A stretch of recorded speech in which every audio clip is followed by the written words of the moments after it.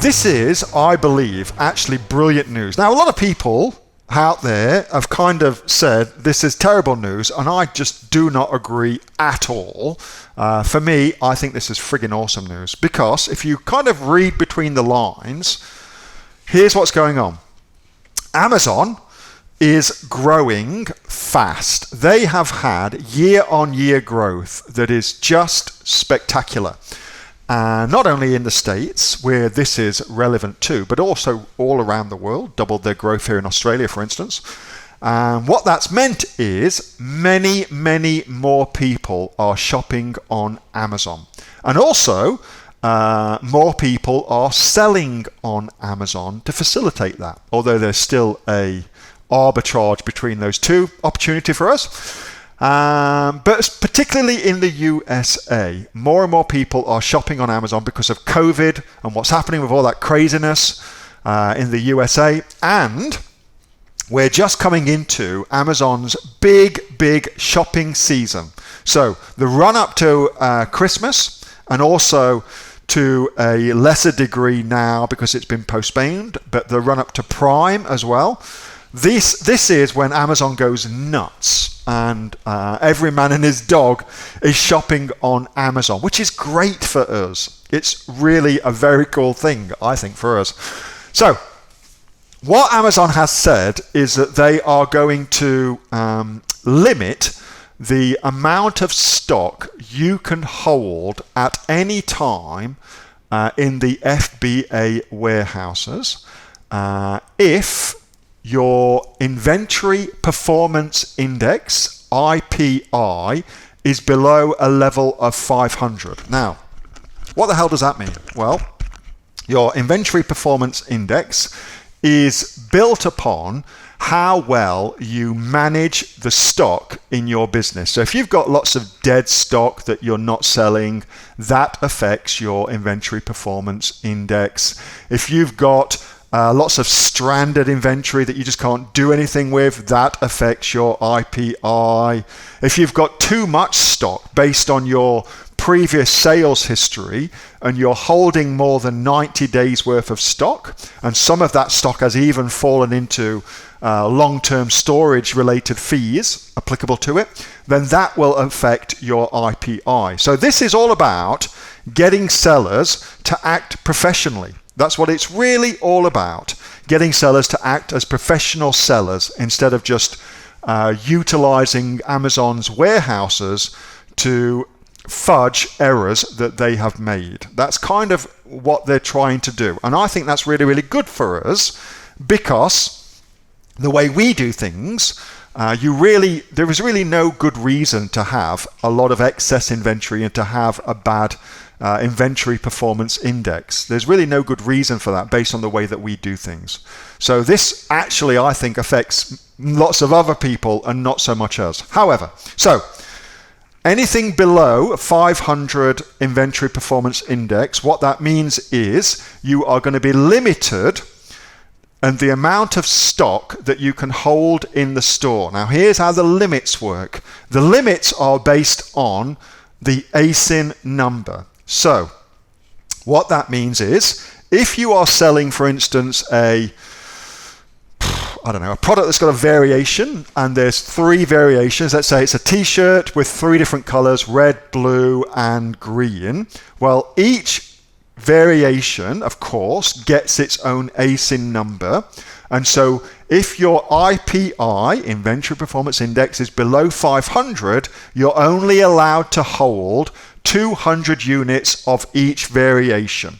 That's what that means. Now, lots of people have freaked out about that, because what they said is, what about new people starting selling on Amazon? Well, for as long as I can remember, my advice to anybody new starting to sell on Amazon is not to order any more than 150 to 200 units anyway. So it kind of falls within the existing guidelines that I've been giving you since I can remember. So it doesn't really affect new sellers. If you follow my advice, you're not going to fall foul of it anyway. If you're an existing seller and you have been ordering based on what I tell you to do. You should have a really great inventory performance index anyway. So I don't really see how it affects us. The good thing I find about this is this.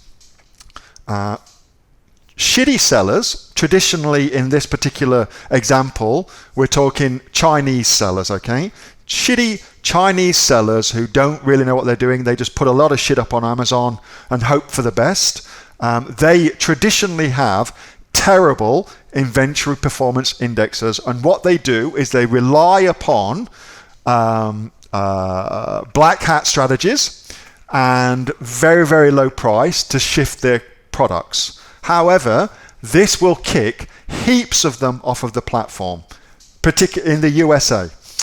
And I think, again, that's a really good thing. Now, this does not apply anywhere else. So if you're selling here in Australia, you've still got the same limits. It's 300 for new sellers. Same for the UK, same for Singapore, blah, blah, blah, blah. It's only Amazon.com. So if you're selling anywhere else, don't worry.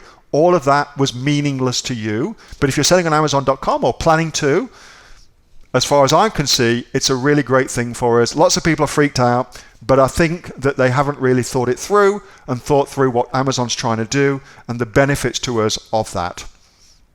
So, last final thing with regards to that.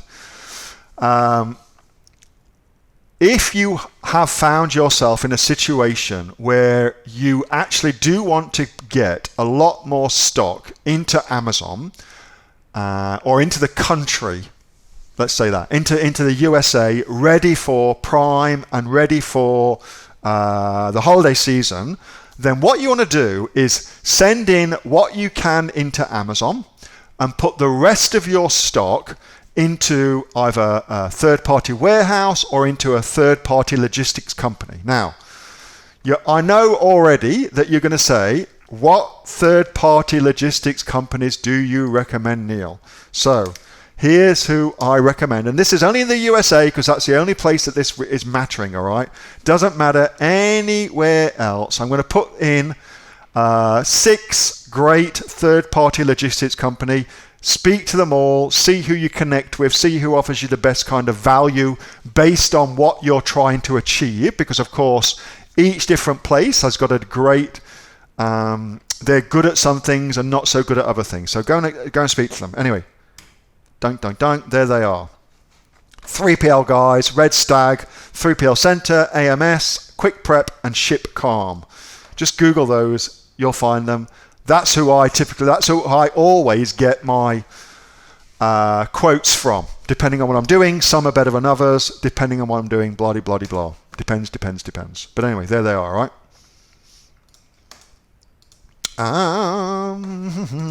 Hope that helps. Good question. Thank you for that. Topical question. Topical. Yeah, that wholesaling question. I don't know about that actually, Brad. That's a great question. If wholesaling, it's ASIN specific, and I'm assuming that a product that is shipped in, your IPI score will be Seller Central dependent on you, and so it would make sense, therefore, that there'd be some leeway. However, I don't know for sure. Good question. I'll check that out for us. Hey, thanks so much for watching that video, and I hope that you got some massive value from it. Before you go, do you live in Australia? If you do, this is for you. Would you like to learn how to sell things on Amazon here in Australia? Would you like to know what sells really, really well and what sells for the maximum amount of profit?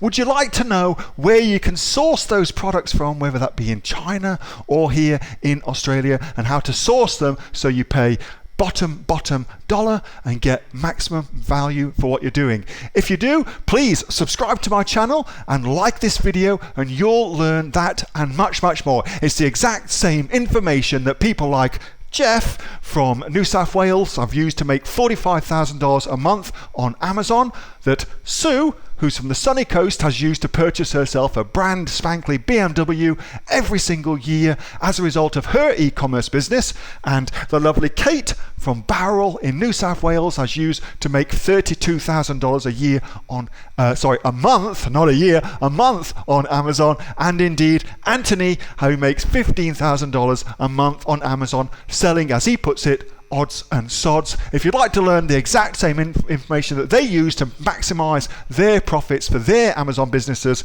subscribe to this video, like my channel, post below if you want me to teach you something. Okay, I'm out of here. Speak to you soon. Bye. Subscribe. Do it now.